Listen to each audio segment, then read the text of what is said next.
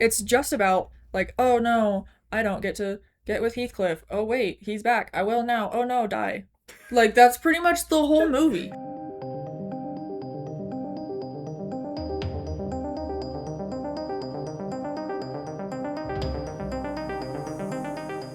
Hello friends, book lovers, and whoever else is watching this. I'm Emily at Midnight. Welcome to my channel, and welcome to Maddie, who is here with me today. We've been trying to do a video together for like a year and a half. We were gonna do mysteries. We read at least one mystery. Filmed the beginning of two. House Across the Lake?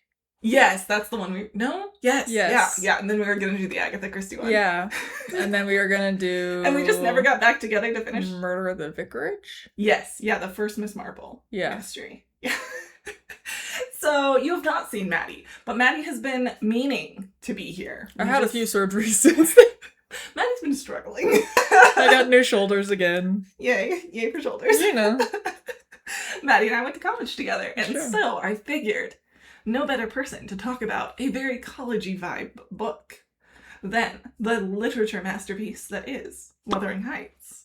Okay, really, real talk. The reason I have Maddie here is because I read Wuthering Heights. I saw that the Margot Robbie movie was going to come out, and I was like, oh, I can't see that without having read the book. So I read the book, and I didn't like it as much as I wanted to. Part of it is spoilers for the story. After Kathy dies, I was like, what is the rest of the book going to be? Because it was like 2/3 the way through the book or something. So I put it down for a long time. Fair. And then I didn't come back to it for forever. And then I was like, what am I reading when I came back to it? So I didn't like it as much as I wanted to. Yeah. But I know that you are a true fan. I love that book. She read it at an appropriate age, a moody age of high school, right? Oh, I read it in like early middle school, probably. Oh, even moodier. I was angsty. She read it at the right time. Yeah. Well, because I had seen the original BBC, PBS, whatever it is, adaptation. Which as a apparently kid. I need to watch. It's unreasonably good. Yeah. Is now the time that you reveal you can lock it? It sure can be. Hold on, I gotta get this dude open. When I say Maddie's a true fan, I mean Maddie is a true fan. We'll have to do another close-up. We'll show you what she's showing on the screen right now. But yeah, that's Heathcliff on one side. That's Tom Hardy as Heathcliff, and then the other side is Nosferatu. That's all the information you're gonna get. Yeah. And so I knew that if I was gonna cover Wuthering Heights, especially in light of the new movie, which we did go see together, I needed a true fan by my side because I am a bad representation for literature girlies in this moment. I'm letting everyone down because I didn't I thought that I would hate the book and like the movie when I was about halfway through the book. And I didn't hate the book as much as I thought I would. I definitely have a great appreciation for it. And I didn't like the movie as much as I thought I would. But I still think that I like the movie too much and dislike the book too much. So we brought Maddie in to balance me out. Because you like the book. And I hated the movie before it even came out. I was so excited when they announced like a year ago that they were coming out with Wuthering Heights because I am canonically a lover of Wuthering Heights. So I was like, oh my god, I can't wait. Like, yes, Gothic Girlies rise. We got Nosferatu last year, Wuthering Heights, like, there's hitting all the bangers. We're getting everything. I'm like, now we just need another banger Jane Eyre. Like, yeah. Like, hit me with a Jane Eyre. Yeah. Hit me with your best shot. I was just thinking, yeah. Anyway, no, I was like, I cannot wait for this. And then they started releasing the cast. And, okay, listen, I love Margot Robbie. I stan her so hard. She's incredible. However, she's the best. Kathy's a teenager. She's like 16 and 17. And Margot just had a child and is in her like 30s, 40s. She looks amazing, don't get me wrong, but she's not a teenager. Oh, she's incredible. She is gorgeous in that film. Amazing. There's never been a prettier person. It's kind of annoying. Yeah. Her cheekbones throughout the entire film. Even her dying, I'm like, girl... You can't be that pretty well. No, I'm like, I don't even look that good on my best days. Like, it's literally saying. Rude. But But it's just like, ew. I feel like it takes away from the story when you don't have the right elements.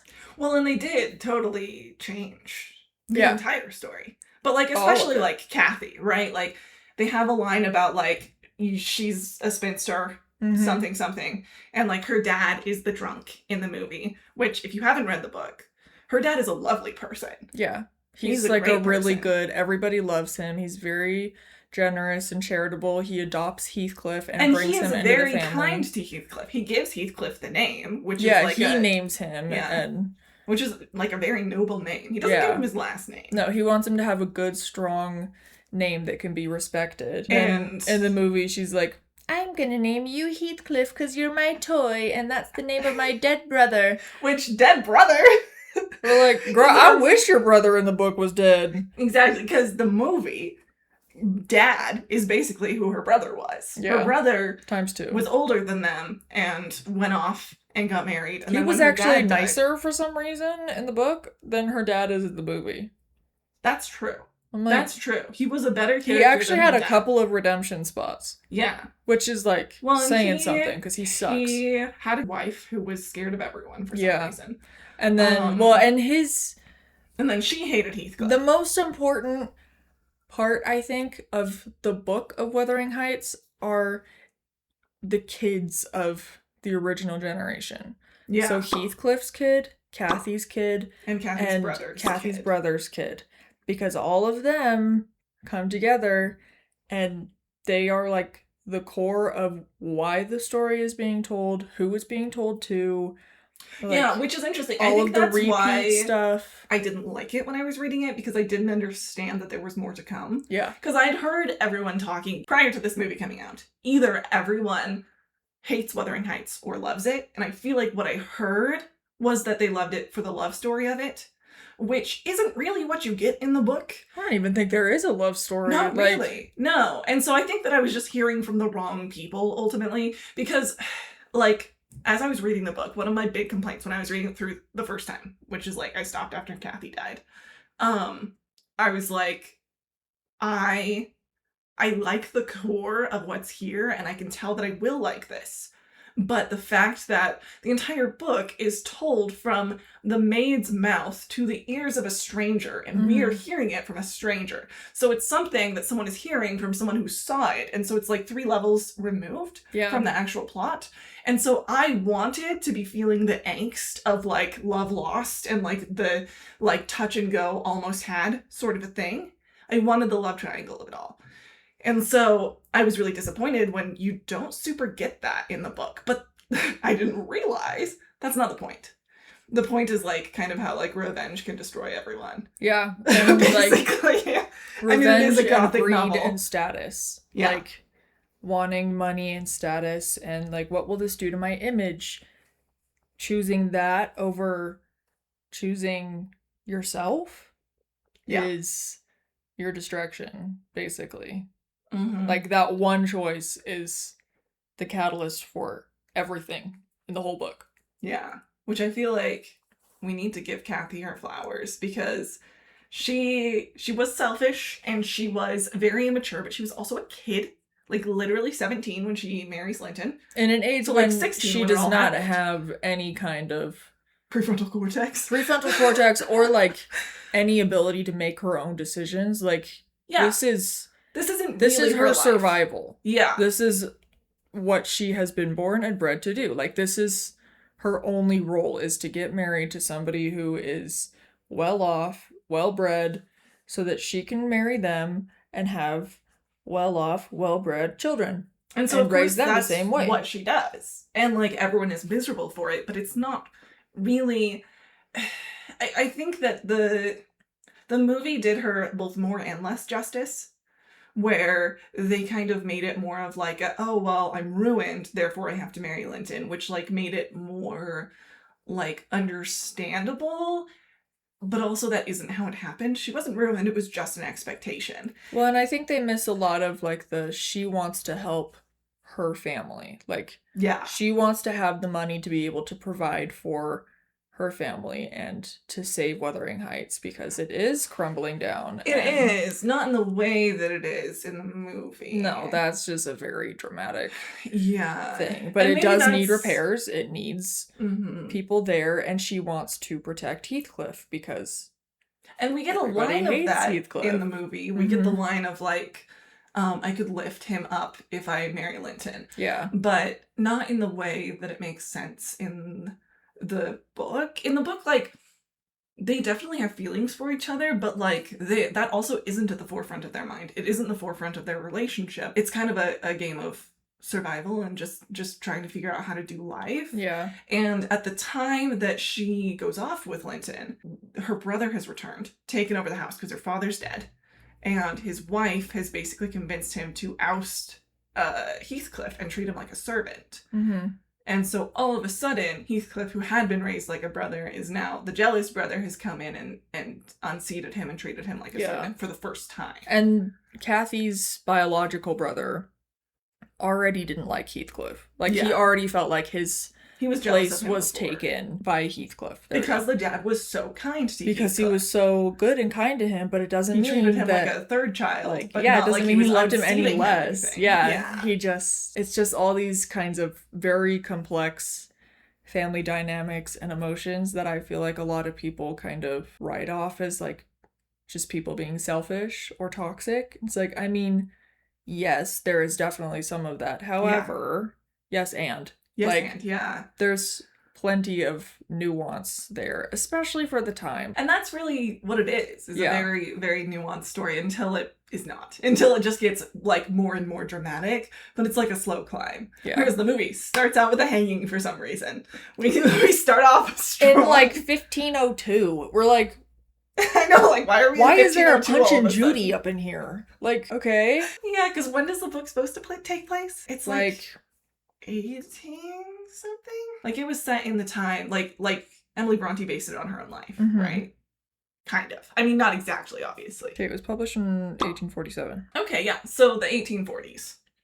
Roughly. I mean, it probably... Well, if we're talking Heathcliff and Kathy... Are you smiling because you're seeing pictures of Heathcliff?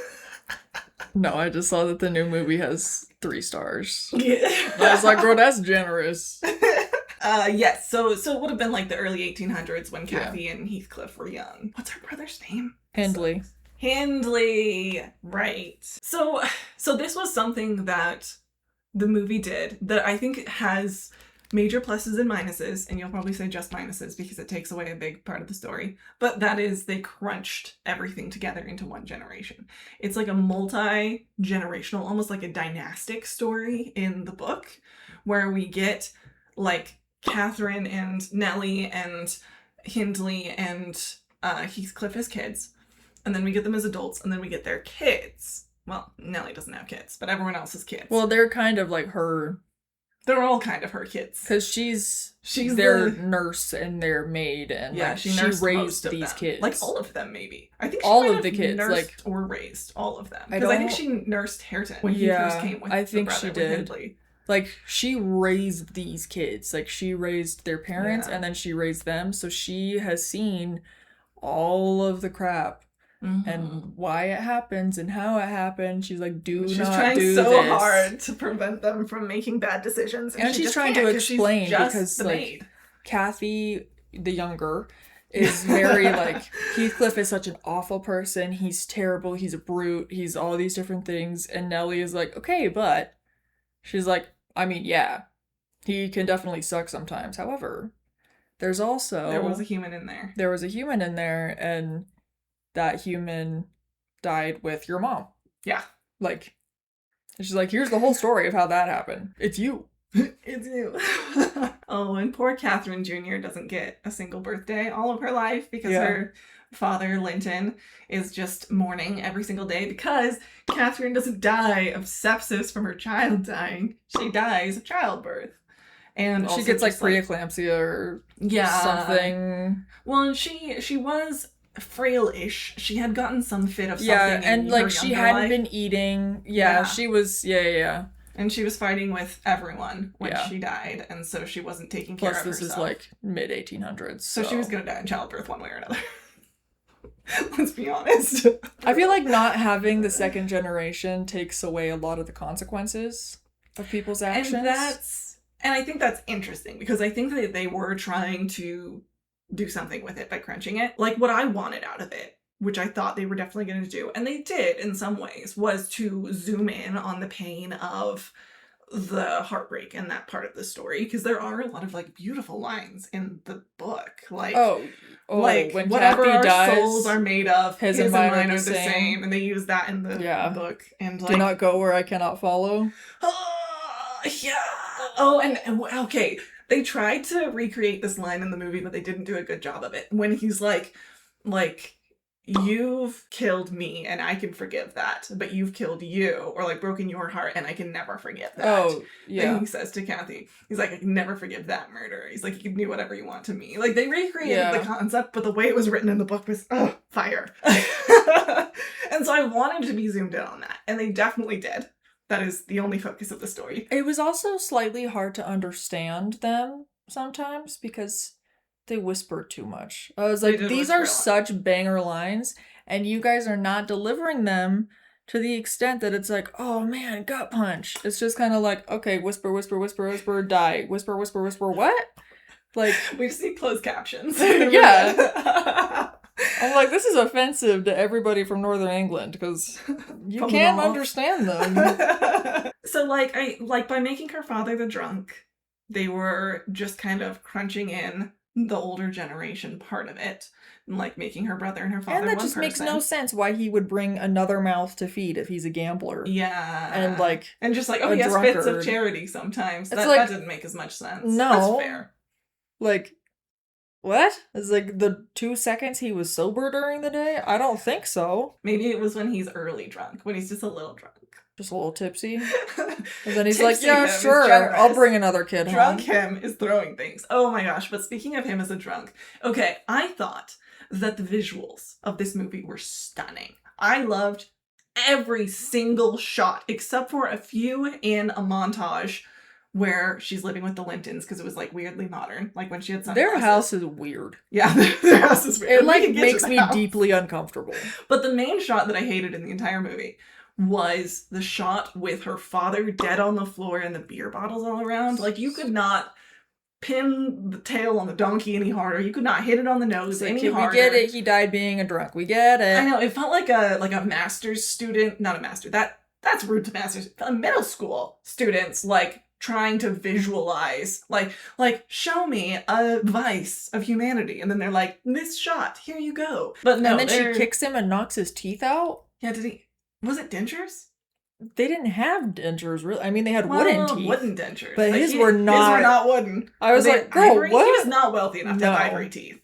They were his own teeth that were rotting. I was like, girl, you either just kicked out his whole jawbone, or you guys don't know anatomy. Well, she didn't kick him in the mouth. She kicked him in the shoulder. Yeah, I'm like, huh? How did his teeth go? She got them boots of steel. No, but as you were saying about the Linton's house, it was weird. I hate that place. It was really weird. That house itself is my sleep paralysis demon. I am haunted by the skin walls. And like, what's with the red hallway with the stairs? I hate it. Yeah, so many red hallways. I hate it. They're so unsettling. Cinema classes in college. It's like, ooh, let's watch. It's like the hallway from The Shining. Yeah, hate it. Yeah, we're doing a lot with with imagery and with colors, and we could come back to colors. But like the Linton's house was a creature of its own. It was a character all of its own, and I don't know what it was doing there. Because sometimes there were things that I felt like it was doing, right? Like, yeah, let's get into the colors of it. Kathy is in, like, red, white, and black when they're young. She's, like, all kind of normal looking. And then once she marries Linton, she's in, like, all white. And then once Heathcliff returns, suddenly she's in black. And so, like, there's with some red. With some red. And some white. But it was, like, more black than she'd been in. And we have, like, the symbolism of, like, the black veil where she, like, picks another guy. Like, there were a lot of things going on with color. But especially, like, the thing I liked most about the color is just having Linton be in green all the time. His room was green. It makes him, like, super not fit into the story. Yeah. In a way that, like, I kind of think worked. Because in the book, he was the only character that, like, didn't have a major flaw. It's very obvious that the Lintons do not belong there. Because, Yeah. like, they live on the moors. Mhm. This is not Fancy Town. This is the moors. Why Like, do they have a fireplace made of hands in the movie? why do they have any of the things that they have in that movie? It's, like, deeply unsettling. All of it. Yeah, like, okay, so he made his fortune off of textiles. Sure, right? We'll go with that, okay?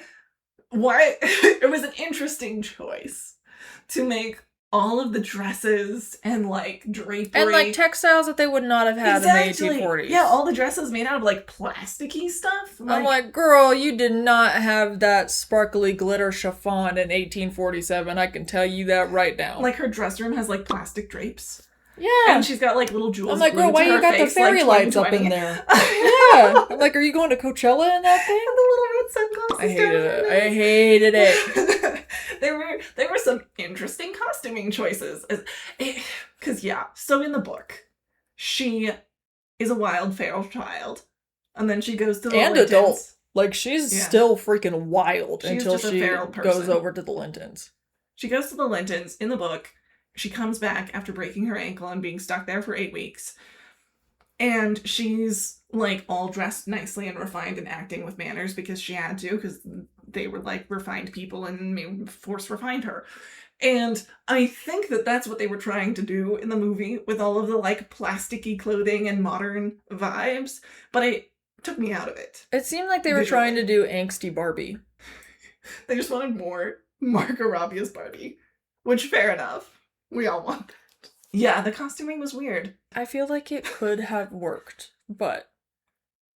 I think because the house was like that, the costuming was less weird. Because the house was that. Yeah, like, why is that the weirdest? Why is there a skin room? Why? Why is there a skin room that's modeled after her face? Why?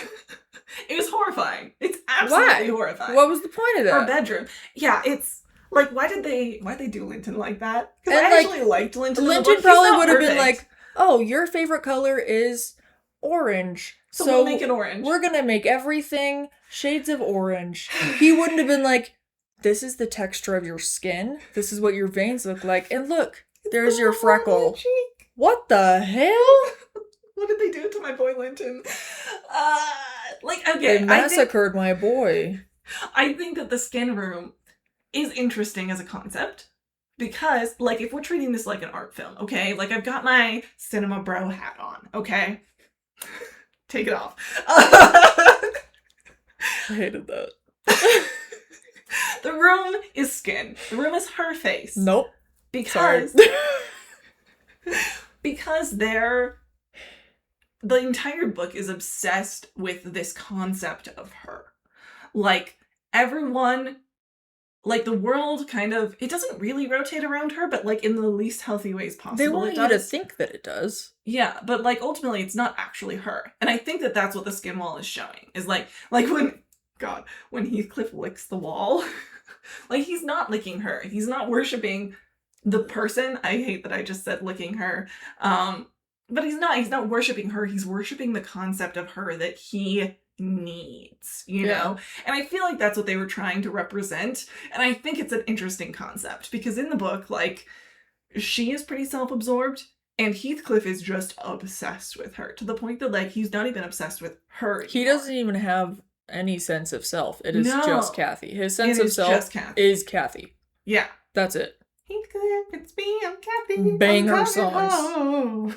We love you, Kate Bush and Pat Benatar.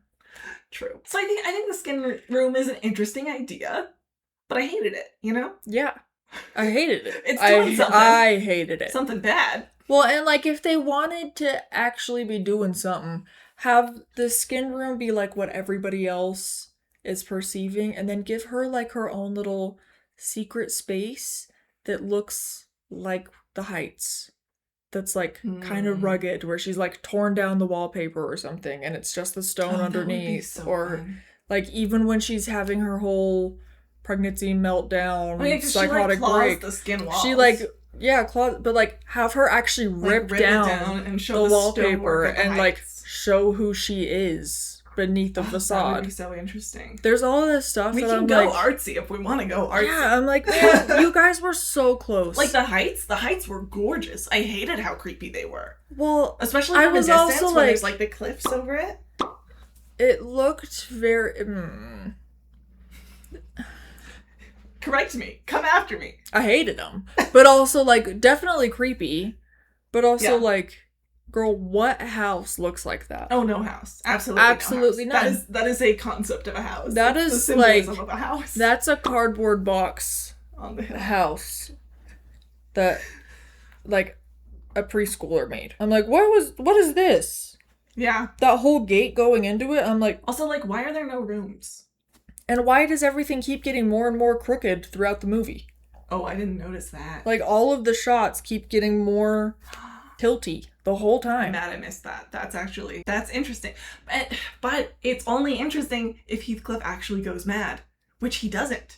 Which he does in the movie. book. Like, he loses his actual, like, he sees Kathy. Kathy talks to him. He climbs in her coffin with her full skeleton. Like, years after she's been dead. Like, She's 18 been dead. years after she's been, And like, he's like, she done been dead. He's like, she has not started decomposing. Don't worry. She And still he, looks like, like her, which climbs is in there and insane he's because like, that's oh, not true. There is Kathy, I no miss way. you, I love you. And we're like, hey, babes. You're not okay. Why did you take the wall off the She's side dead. of her coffin when her husband died so you could Yeah. crawl into I'm her like, coffin? Huh? Huh? Like, okay. We're missing a huge chunk there. Yeah, That's and like, there was a moment of it, right? When he's like hugging her corpse and being like, someone call the doctor. What, Kathy? What? But it's like literally 2 seconds. and like, have her like come back to life in that second, just in his head. Yeah, just have it. That because she's we like, get a no, moment- no, it's okay. I'm alive. We get him hugging her before she dies, just in her head. Mhm. He's not there. Just do the same thing again.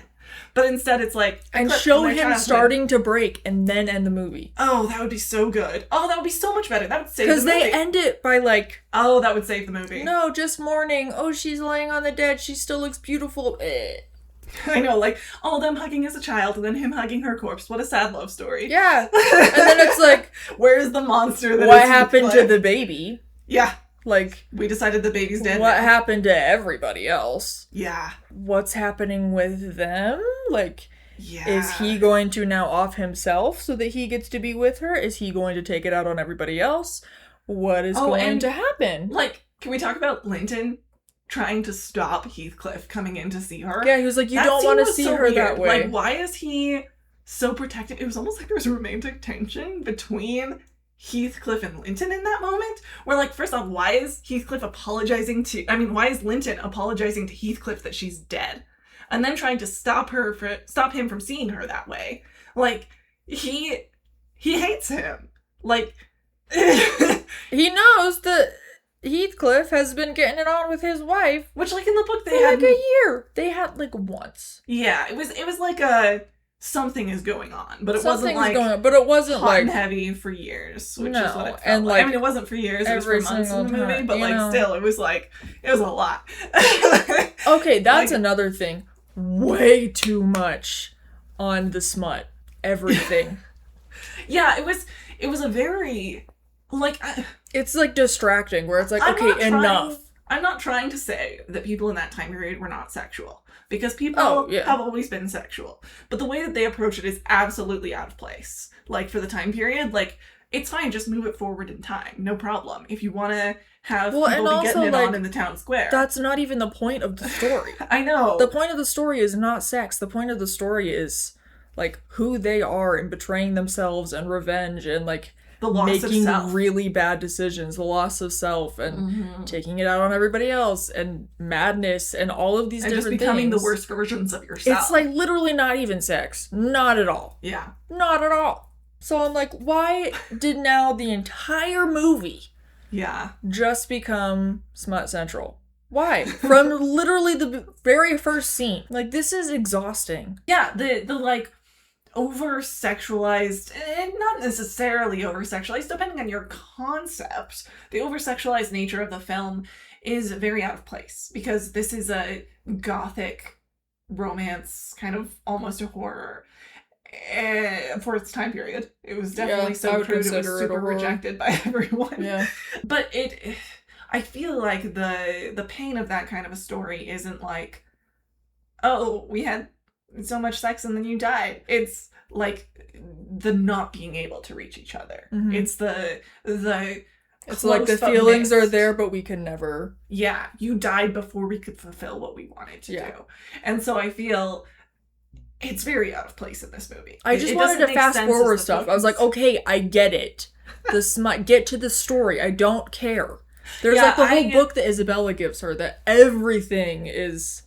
yeah, There's like the innuendos of everything, and it's like it doesn't even. yeah. Like Oh, okay. oh gosh, yeah, the book that she I'm gives. like- Why was there like a vulva flower and a penis flower? I don't know. I'm like, what is this adding to the story? Nothing. Yeah. Let's talk about how they butchered Isabella. Because what did they do? Isabella is the only other. And Kind isn't of she decent actually character. his sister? Yeah. Yeah. Well, because he's not the one who got the fortune. They're just a rich family. Yeah. And so they were like the two kids of the family. Yeah, I was Edgar like, and am I Isabella. losing my mind? Like, I'm No, pretty she's sure. not his ward. They're actual siblings. Yeah. In the movie, she's his ward for some reason. I don't know. Literally no reason she couldn't be his sister. Whatever. But Isabella and Linton are like the only two normal characters. They're not perfect because humanity is flawed and the Bronte sisters know that well.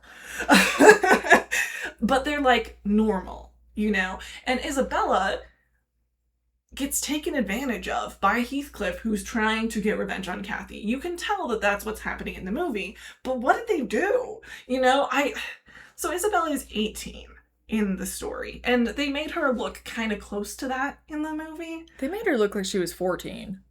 Yeah, that's true. Especially in the beginning. Like, Yeah. they made her incredibly annoying and stupid. Yeah, she's not either of those things. She's not. And, like, she's very refined. That's one of the whole things is that, like, she spends time with Kathy when Kathy breaks her ankle, and then Kathy becomes more like Isabella. So she becomes more refined. She becomes much more dignified. And Kathy does turn on her and use her refinedness against her when she's feeling vindictive, and does, like, reveal in front of everyone that Isabella has a crush on Heathcliff. Yeah. And it is mortifying to her, but it's mortifying to her because she's refined, not because she's a creepy little brat. It's like, no, these are things that you don't talk about with people. Yeah, I can't it's believe like that you've you would reached just... a taboo. Yeah. She's just a It's sweet like, no, little you girl. just crossed a line. I can't believe that you would just say that in front of everybody. It's not like the weird you're the exposition creepy that it becomes girl out the corner who's you're, stalking like, us moving your behind. shoulder, Weird. like they made her super weird, and then they had Heathcliff like come in and like be like, oh, do you want me to stop? I'm gonna be horrible to you. And I really, really hated that because. And I had someone spoil to me that they, quote, like, had Isabella in cahoots with Heathcliff, which just made me super upset because Isabella is the ultimate victim in the story. Like, most people, at least in part, victimize themselves, but Isabella, I mean, plenty of people are victims in this story. But she just got... Well, and he gets ripped. her by, like, pretending to be nice to her. He pretends to be a perfect gentleman. And then they're married, and then he's an ass to her. Literally switch it by nightfall. And that's when she's like, wait, hold on. And so her letter makes so much more sense because Yeah. she's like, who have I married? I thought he was a good person. Yeah. And Kathy does kind of say like, oh, he's kind of Like, unrefined maybe you and shouldn't vicious. trust him, and... But she has no reason to believe that, and she's not given the autonomy to do something about that And in her she thought society. it was just because Kathy was a little jealous. Yeah. Like, because which Kathy she did was. act jealous. Yeah. And so, fair enough. She didn't realize it was also the truth. Yeah. Because every time she saw him, he was very refined, He was very the dignified. picture of a He gentleman. was, yeah. He was wooing her like a gentleman would. And then he switches like a light. And in the movie, I feel that by basically insinuating that he's giving her a choice, I feel that it's hard to interpret it the way that I still think is the truth. Like, let's talk about Isabella, because even in the movie, she is very clearly the one with no power. She is young, she is immature, she is She's sheltered. clearly kind of clueless. Yeah, about like, everything. so sheltered from the world. And Heathcliff, she's clearly into him, and so he has power over her emotionally. he's also a wealthy man who owns the manor next door. And so there's like multiple layers of And they're power. way out in the country. Who else is she gonna marry? Right, and who's she gonna talk to about it either? Who's she gonna talk to? And like, she's getting older. Not that she's old, but like in their time, she's getting older. She needs to get married. And right, like, and so the fact that like she is into him, and then he's like making sexual advances while telling her things like, "Oh, I'm not going to be good to you," like. There's no interpretation of that is valid, that she isn't being groomed. But I think the way that it was made, the way that that scene was directed, and the script will make it hard for audiences to see it that way. A lot of people I can really easily hear say like, oh, she said keep going. But she was literally a child. And so I feel that in the movie that Isabella is still being victimized. She's still being groomed. She doesn't have full consent. There's a power imbalance. But I think that it is hard to interpret it that way if you are a bad faith actor or if you don't really know that much. Especially when Nellie is asking her, like, do you want to go home? And she's like, oh, Nellie, I am home. Like, yeah, she's been told that this is what adult life is like. He literally asks her, like, do you know how this works about, like, sex? And then he's showing her how it works by degrading her. And so that is her only interpretation, her only understanding of it. And so while it may look like she's super gung-ho about it, I still feel that she's very much groomed. Oh, yeah. And, like, thank goodness in the end, there's at least one shot of Nellie smuggling her out and, like, getting her, hopefully to London, to freedom, like happens in the book. But I really don't like how they did it in the movie. I feel like it's a lot easier to victim blame her. And they made her a manipulator. Yes, yeah, like having her grab Heathcliff back and be like, yeah, I'll do all these things for you if you're nice to me. Mm-hmm. It's like, yeah, I'll write Kathy all these letters telling her that you're a horrible person because you want me to, but I'll only do if it you do favors for me if you're nice. Yeah, and again, like, that's not to say that there isn't like reactive abuse, but the movie doesn't give it that kind of nuance. I feel that she was done a great injustice, especially because the character that she is based off of is just so very much a victim. Just this poor girl who got it over her head and had no idea. Yeah, she's just a nice girl. She's so sweet. She just wants to love and be loved. She's like, like ditzy, but not in a bad way. Yeah. Just kind of like... She is just young. She's just young. Head in the clouds. Romantic. You know, excited about life. Seeing the best in the world. Seeing the best in the world. And she has the misfortune to end up with somebody like Heathcliff. A monster. Yeah. Who, at one point in his life, could have not been a monster and then... chose to be a monster. Chose to be so.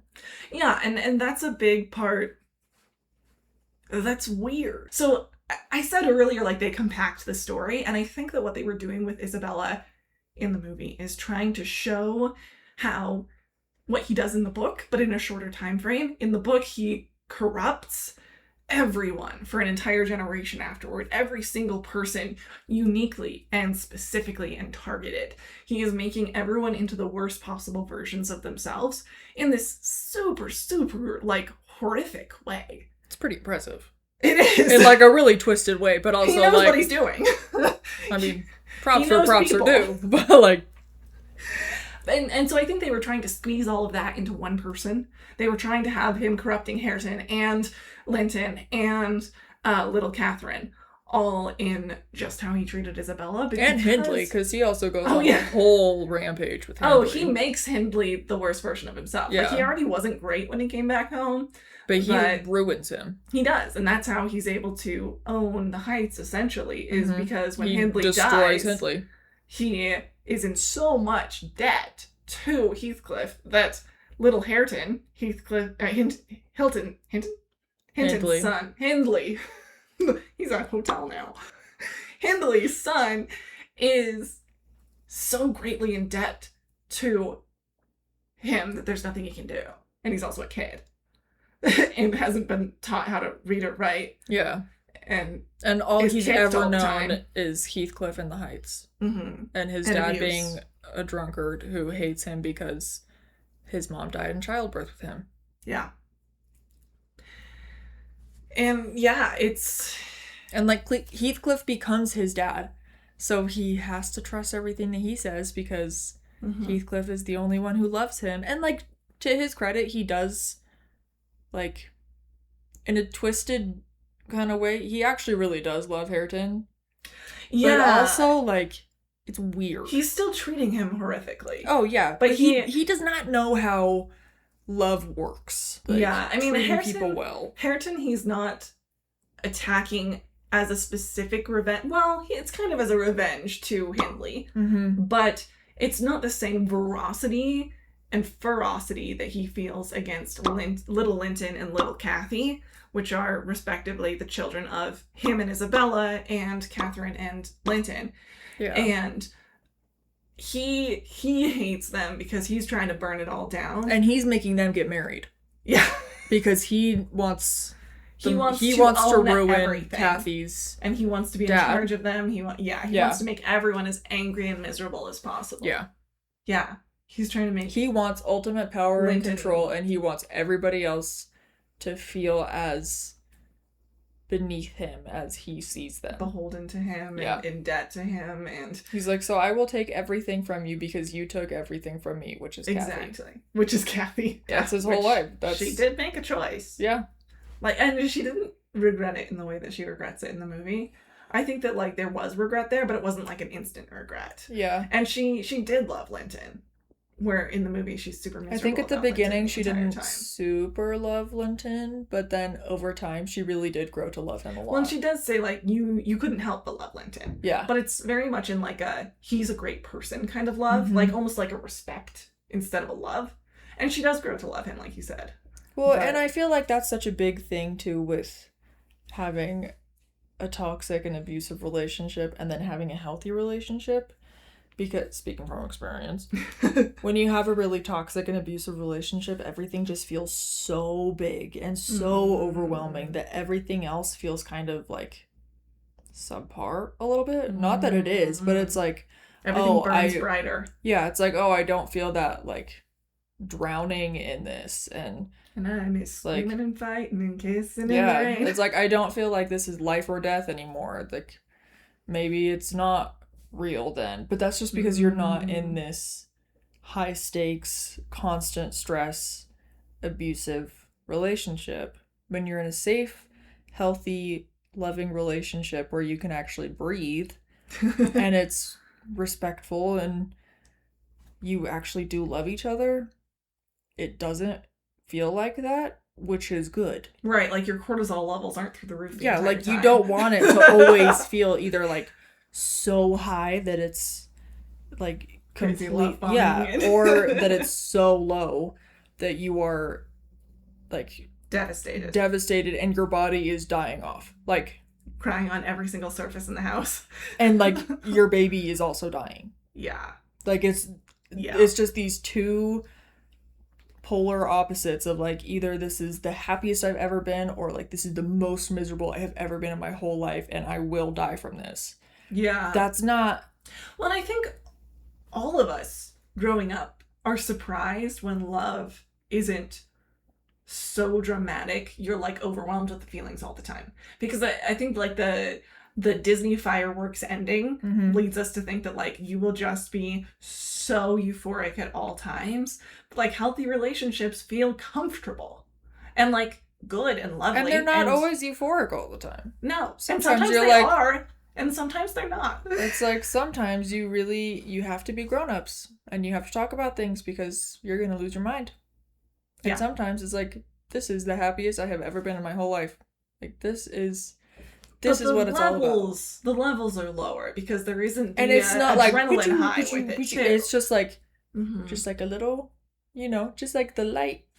And you're just like moving like this, and life is and just you go together. Better. It's not like one of you is yanking the other one back down. And Kathy and Heathcliff are the worst possible pairing on earth. And I think that's such an important distinction. Is like Kathy and Heathcliff are so unhealthy. Like I think it's probably, I hope it's obvious to everybody, they never would have worked out ever. They're constantly going back and forth at each other and punishing each other for things. And Like, constantly punishing each other. Constantly. And, like, maybe this concept of, like, whatever our souls are made of, his and mine are the same. Like, I think that the concept of it is good, but the application in which they had it was like, his and mine are literally the same soul, and therefore I am him and he is me, and kind of like losing their own identity for the sake of each other in a way that is super unhealthy. Like, a healthy relationship is like being in, like, oh my gosh, I almost sounded super new agey, in the same vibration.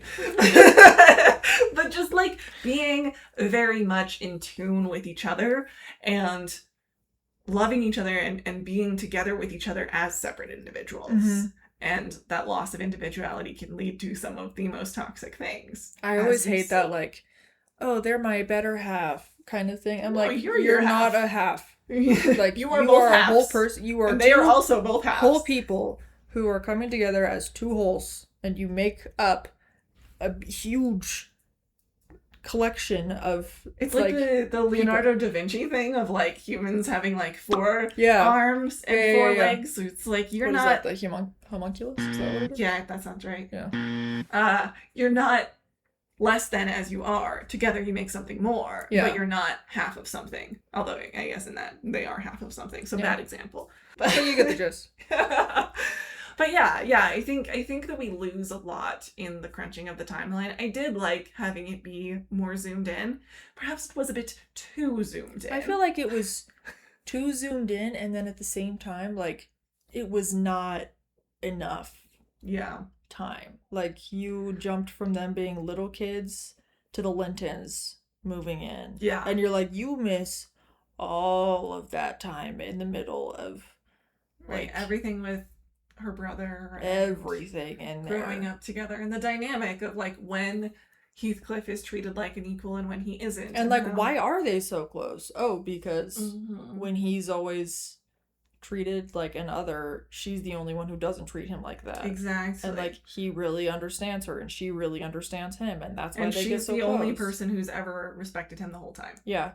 That is on his same level, because Nellie has always respected him, but she doesn't matter because she's a servant. Yeah. Which is a whole different conversation that I think is, once again, done a disservice in the movie, where they change her station. They make her like a lady's maid governess. But they also make her so vindictive. Yeah. Okay, when I first watched the movie, I was like, honestly, I kind of think that this is an interesting take, because the entire story is filtered through Nellie. And so there could have been moments where she said, like, oh, I didn't know Heathcliff was listening in, to when Kathy was telling me that, like, it would degrade her to marry him. She would lose social standing.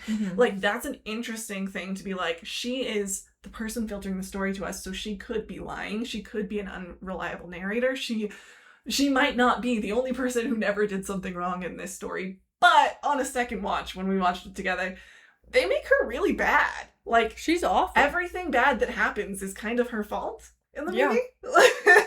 like they turn it from Kathy and Heathcliff being completely responsible for the crap that happens in their lives to it's actually Nellie who, like, kind of... Nellie knows that Heathcliff is listening, which isn't necessarily true. It's probably not true, but it could be true in the book. She probably knows that there's a chance. That he can hear it. Or but that ultimately, like, her out. Saying rude things is her own problem, is kind of the idea. And then telling Linton about the affair, which, like, also isn't a thing at all. Like, Linton just has eyes. And, like, Nellie is more loyal to... Kathy and to Heathcliff than she is to Linton. Like, Linton is not her boss. Until Heathcliff becomes an absolute feral demon. Yes. And then she's at like, the same time, she's like, I know real people. You is in there. Bring him back or you're gone. Yeah.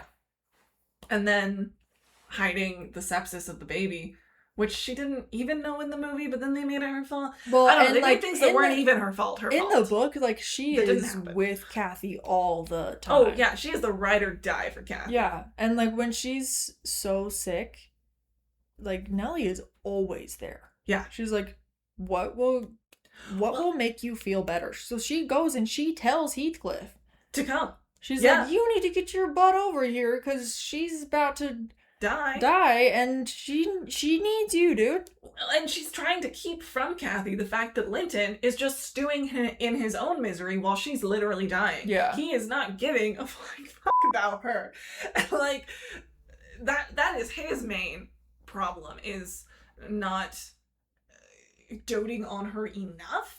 Where, like, so much of the book is about everyone doting on all of Kathy's needs. Mm-hmm. But then he really lets her down in the end. In a way that, like, he, like, breaks punishes her for... What is he punishing her for? I think he's punishing her for her loving Heathcliff and caring about Heathcliff because he wants to be the only person for her. Yeah. And I think it's also, this is when, like, Isabella insecurity. has left to go marry Heathcliff, and he refuses to acknowledge Isabella being his sibling, and she is trying to care for Isabella still, and he's mad at her over that too. I think I might be making that up, but I think true. He's just very like, why is everybody choosing Heathcliff? Yeah. I'm right here. I am trying to make things right for everybody, and it's not working, so you guys just go off and ruin yourselves, I guess. And in his defense, he is doing a much better job than Heathcliff, but he could still he just is a little spineless. Yeah.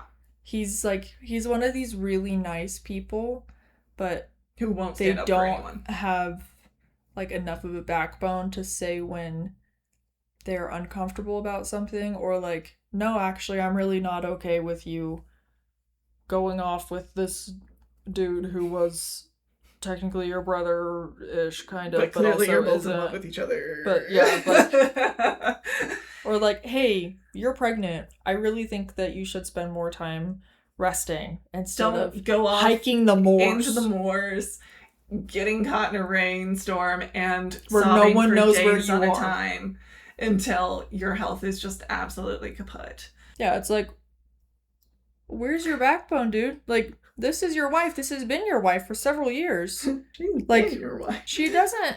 And he does love her, but he just, I don't think, cares enough. I think he doesn't understand. And Heathcliff cares too much. Yeah.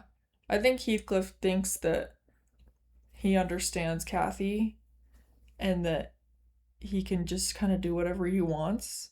Yeah. And I don't think that Linton has tried enough to understand who Kathy really is. He likes the refined version of her. He likes the refined version that they have created for her. Yeah. But that wild child, like, child of the moors is very like, no, that's and like, in the he past. knows enough about her to know that she wants to be buried on the moors. Yeah. Rather than in the, like, Linton family plot. Mm-hmm. But that's, like, the time that he fulfills her wishes rather than other times. Also, I'm just thinking about this because I'm thinking of her burial. Why was the title of the film written in hair? And then I hated that. Isabella, for no reason at all, gives her a doll made out of her own hair.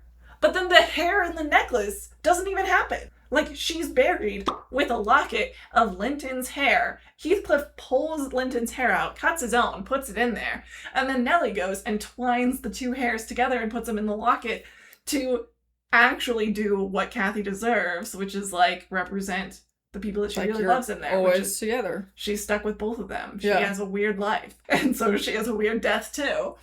That hair thing didn't happen at all. So why did we have the hair title? I saw that and I was like, oh, I know what's coming. And then it didn't come. That made me so annoyed because in some of the press for this movie, they were like, yeah, hair was so important in Victorian everything because they would have mourning jewelry. And if you left somebody, then you would wear like bracelets. And like Margot Robbie, one of her press dresses was a hair dress. Ugh. Yeah. I hated it. Don't look it up. It's scarring. But like, the whole thing is, like, when somebody would die, you would keep a piece of them in their hair. And, like, you would get these really fancy pieces of jewelry with, like really intricate braiding done. And, like, braided into a bracelet or, like, put into a doll in ways that are normal and not and, how Isabella did it. It was almost there in the movie a few times. Like, Margot had all those really intricate braids and with the all ribbon these really going pretty down the things, back. and it's like, okay, you're almost there, you're so close,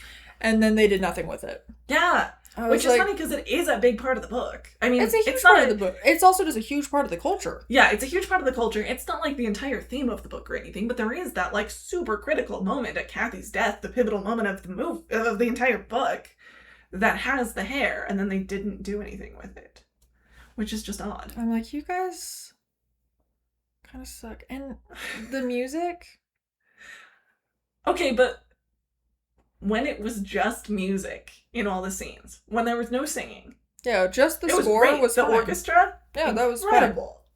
I loved the like high tension, like I don't know, strings and everything. There were strings, and there was like a bagpipe at one point that was just like over the top of all of it.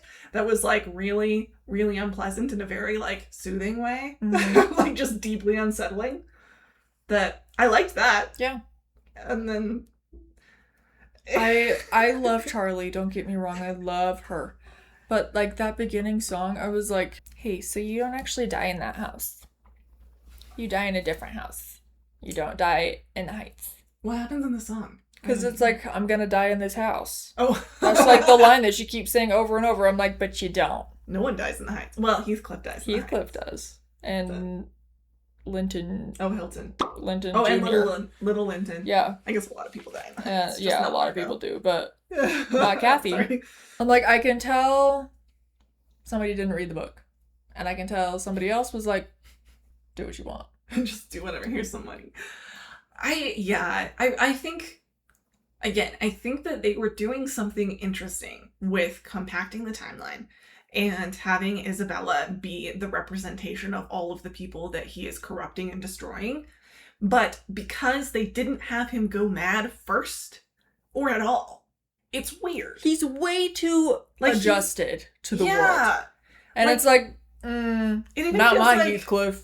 My Heathcliff do be psycho. He is out of his mind. And he's out of his mind from day one. Yeah, like for like 20 years. Mans is already like there's not just one screw loose.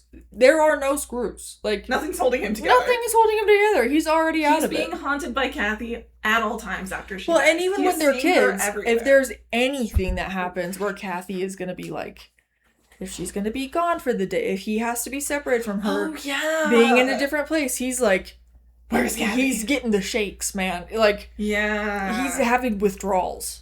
And it's like, okay, deep breaths. Like, you're okay. You know what's funny is my husband was telling me about something he saw on the press tour for this, where Margot Robbie was like, oh yeah, whenever we were on set and I couldn't find Jacob Elordi, I was like a lost little puppy. Like, where is he? And he was like, everyone on the internet. She owns a production company. Like, why is she? You are married. You're a full woman. He is a child. What? And like, she's been doing this a while. But I think that's what it was, is press.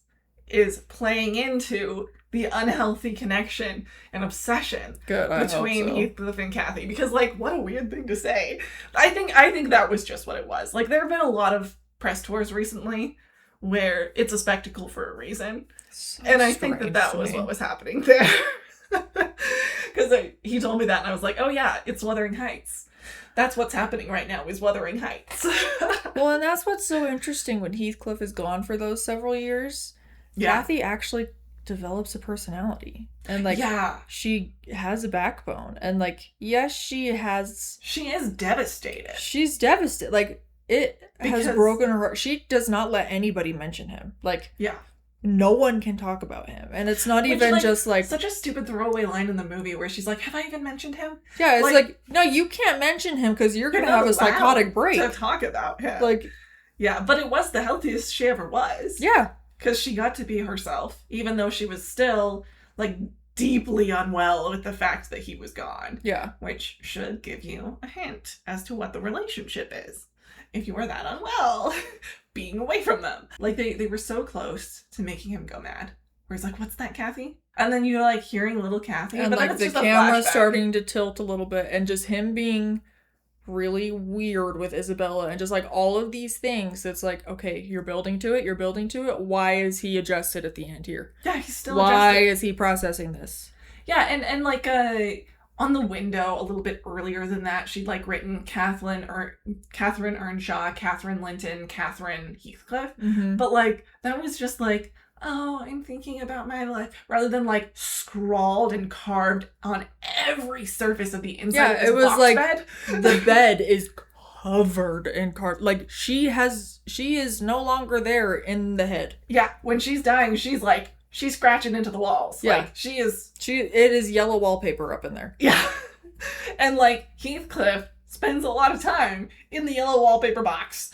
In the box that he's she's like written all over. keeps that bed and like that's what he sleeps in, like that. Mm-hmm. He goes so, crazy. Like, when the stranger who comes and like the whole story is filtered through Nellie telling him about this family and everything chaotic that happened, when he goes and stays in this bed and then gets haunted by Kathy, like it's all very it was so funny. He like gets grabbed by a ghostly hand through the window. Like there are paranormal things happening, and it's mostly just Heathcliff being insane. Mm-hmm. But instead, in the movie, we just get like, "What's that, Kathy?" and like scratched into the window. Like it's not gothic. There's just like there were so many missed opportunities where I'm like, you guys could have made this so cool. And like even if they kept the visuals, I would have still been a hater for that, but they could have kept it and actually done the story justice. Yeah. And then I would have had more respect for it. But just saying that it's Wuthering Heights, and I know that they're saying it's an adaptation. You're still trying to do Wuthering Heights. Yeah. At least be true to the story. Yeah. Or at least the core of the story. And what a tired trope it is to pull on the corset strings to show that we are putting ourselves in a box. What a tired, incorrect trope. And like, I'm gonna numb the pain by bringing on more pain. Break my ribs. Like, what? Stab the palm. That was weird. That was weird. I was like deeply uncomfortable. I was like, girl, I think you need some professional help. Yeah, you were saying something about when we were coming back about the adaptation of Emma into Clueless that I thought was a good idea here. They could have done an adaptation of this where it was like, it wasn't, this is Wuthering Heights, but like, do a 10 Things I Hate About You. Do an Emma. Do something where it's the story, but your own take on it. Like, you could have made it look however you wanted. Yeah, you could have been in the 1500s for they could have had the same... Weird. They could have had the same names if you wanted, or completely different names. It doesn't matter, but like...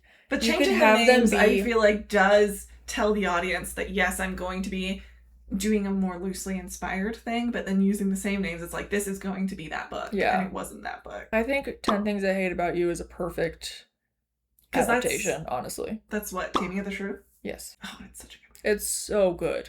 Well, and Clueless is an incredible Emma. Yeah. Like, if you've seen this video on my channel, I really didn't like Emma when I read it. It was like one of the Jane Austens I hadn't read back in high school, and I was like, I don't get it. And then I watched Clueless, and I was like, oh, Emma isn't awful. She's just clueless. And so I feel like there's ways that you can adapt a story by changing everything about it, but keeping the core themes or certain concepts that evoke the story and have a profound effect on audiences. Yeah. But you have to acknowledge that you're not making the same film. And I feel like they rode the line in a weird way here. Where it's like, oh, it's in quotations. It's only kind of Wuthering Heights. But just give them different names. Like, hell, they could have done King Arthur with them and still had it be Wuthering Heights. Like, they could have had Heathcliff be Lancelot and her be Guinevere and Linton be... Like, there's all kinds of stuff that you could do that is... There's a lot of ways you could have told this same story. Like, a completely different story, but and also... been as different as it was. But yeah.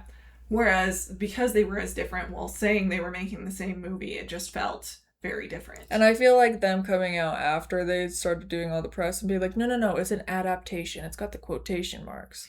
This is what I thought of when I read it as a middle schooler. I'm like, first of all, therapy. Second of all, like...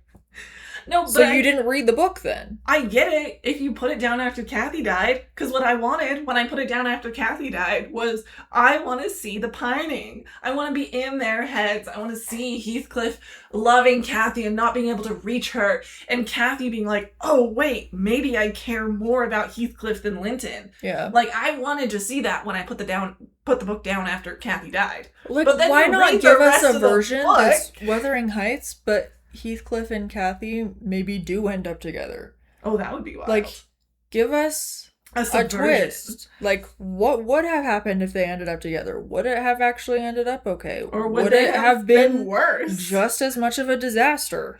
Yeah. Like, would it have ended up the same freaking way? Yeah. Like, what? Give me something to work with, people. Yeah. Instead of skin walls.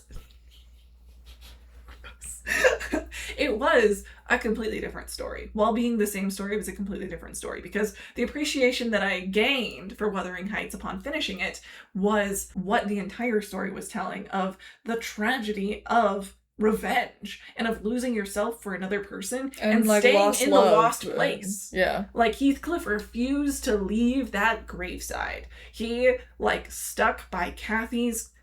What did he say? Like, do not go where I cannot follow. Yeah. Like, haunt me. You said I killed you, haunt me then. Yeah. Yeah.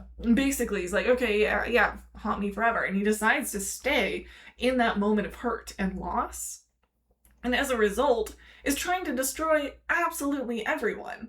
And that's the horror of it all. Like, in the version that I read, there was a foreword about how when the book came out, everyone was absolutely aghast. Like, it kind of came out to critical acclaim at first, and then more people started reading it, and they were like, this is the most horrifying thing. Why did you write about the underside of society and, like, the horror of mankind when, like, this is a genteel society? How dare you publish this? And that's exactly what it is the underbelly of society, the, like, evil that hides in all of us if we feed it.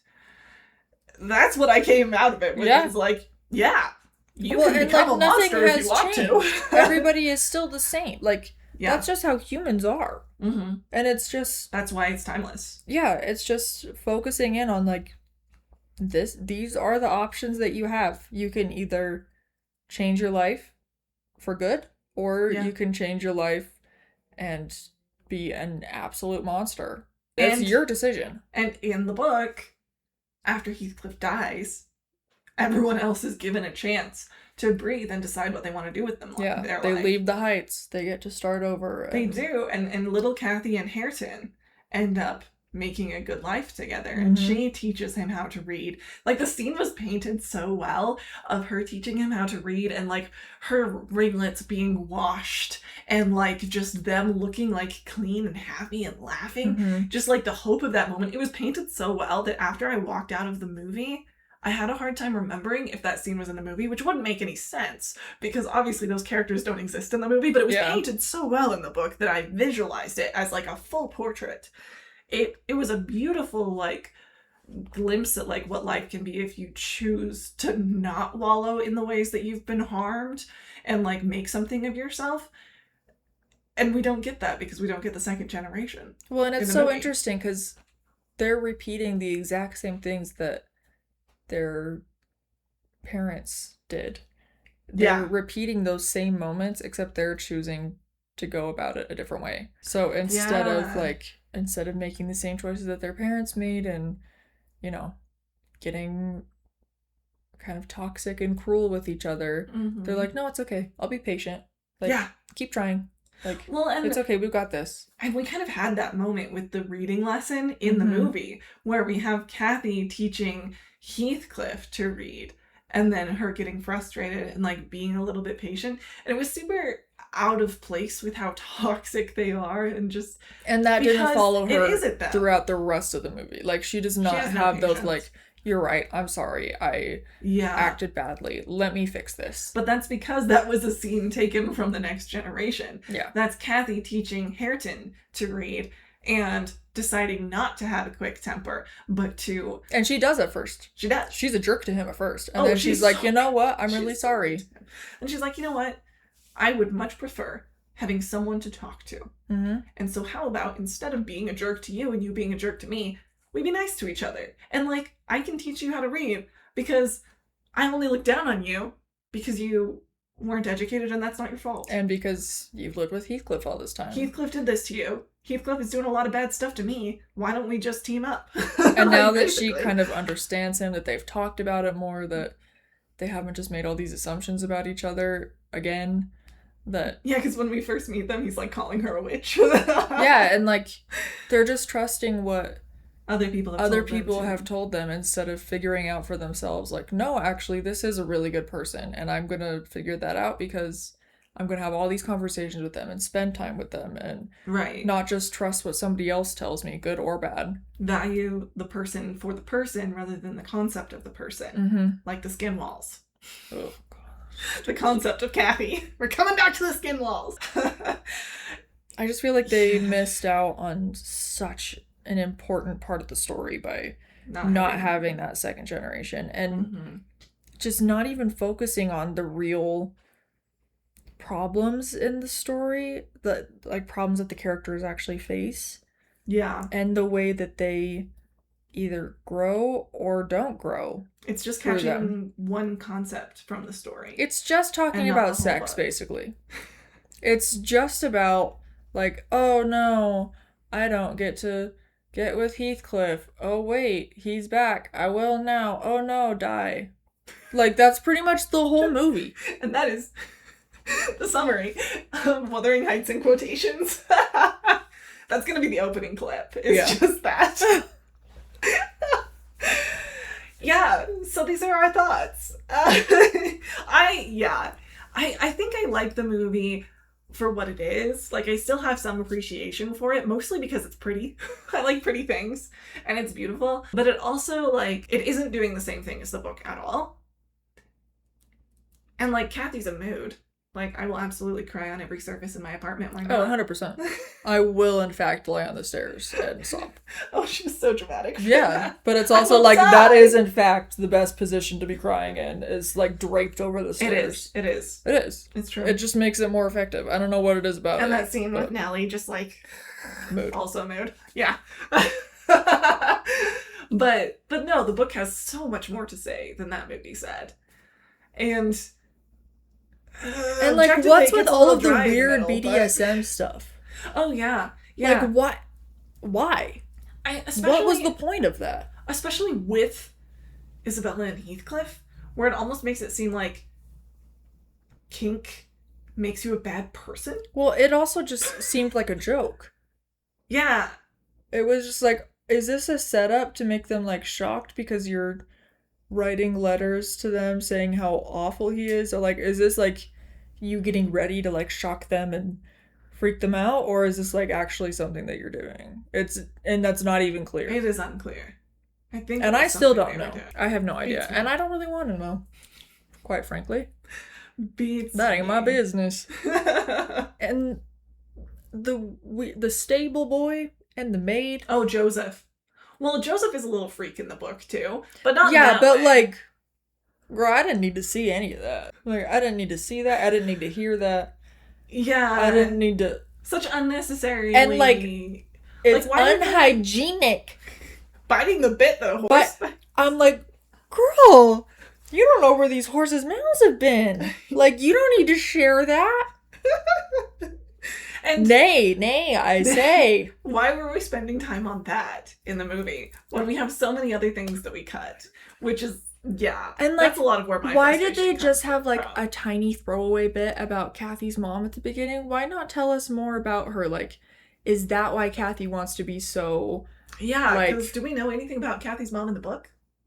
A little bit, kind of. I can't really remember right now. Well, and it doesn't matter that much because they could have done something different with her. Yeah, but like, but instead in the it's movie, just instead of like her dad goading her. making fun of her, yeah, it could have been like, no, I want to be just like my mom. She was so beautiful. She was so good at everything. Everybody loved her. And so I need to fill these roles. And that's why she's so like, no, I have to please everybody all the time. I can't actually have my own opinions, and yeah, I lash out at people because I don't know how to control my own emotion. You know, like, Yeah. it could have been... The main thing they used it for was to show how immature she was. And that's true. She was also a kid. Yeah, she's also, like, 8. But I did think it was nice that they did show that, because she is selfish and immature. Yeah. And also a kid. But I feel like that was also a really bad example, because it was, like... Yeah.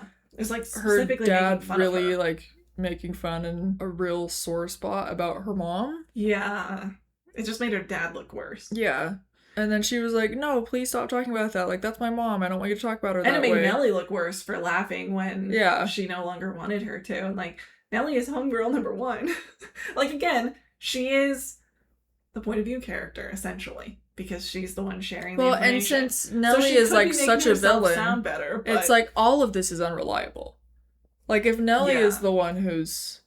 Oh, if you view the movie as if it's still coming from Nellie. Yeah, like, none of this is reliable at all. Is like, is this what Nellie thinks has been happening this whole time? Nellie thinks that she's the villain?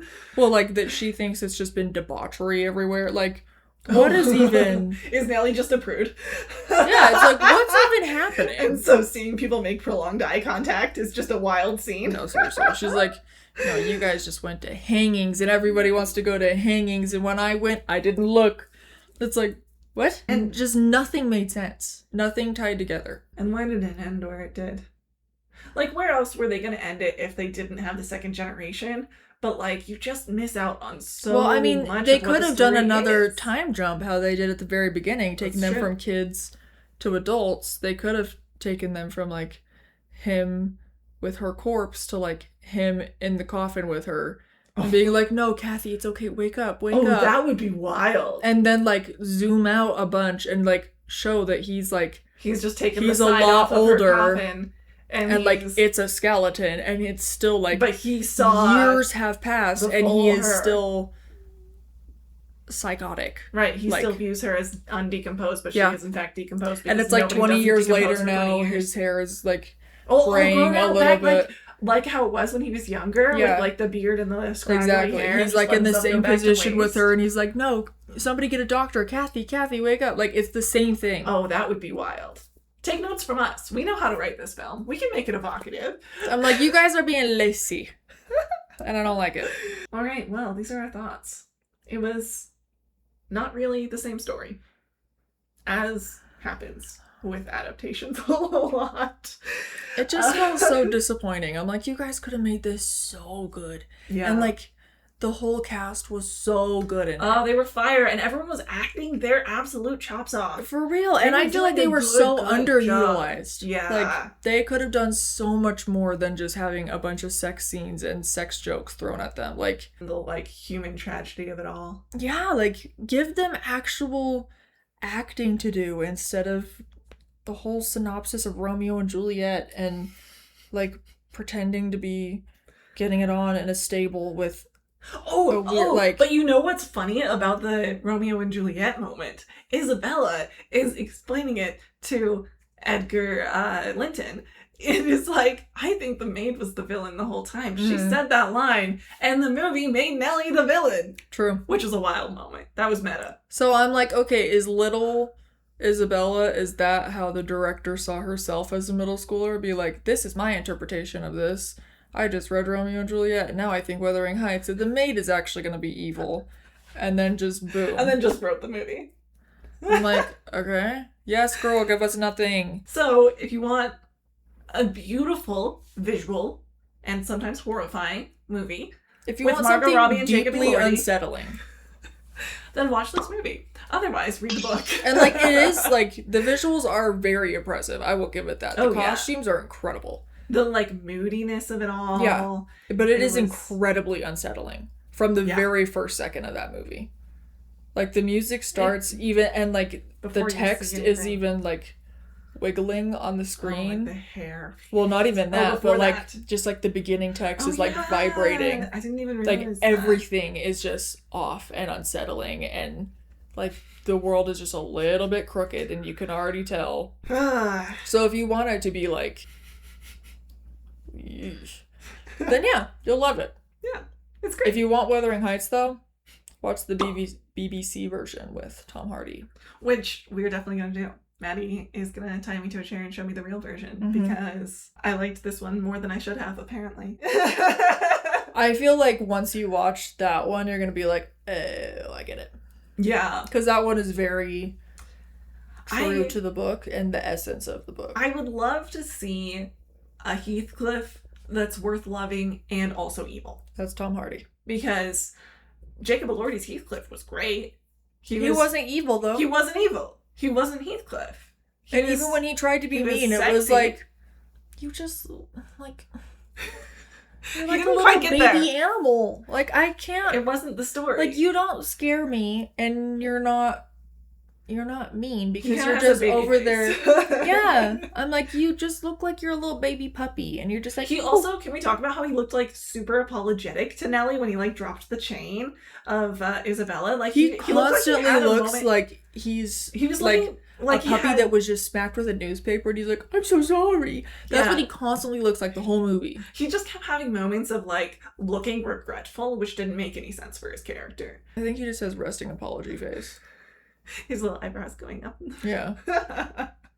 And the tooth, man. The gold tooth.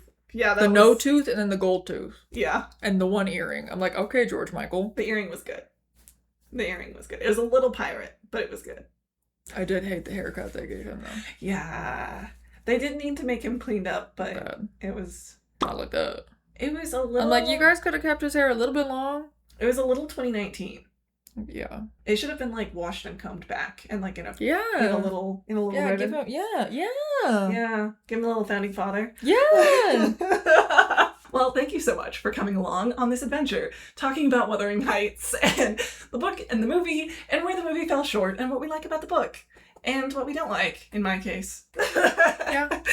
I've had fun talking about this. Have you had fun talking about this? Always. Awesome. I love talking about books I love and movies that I don't.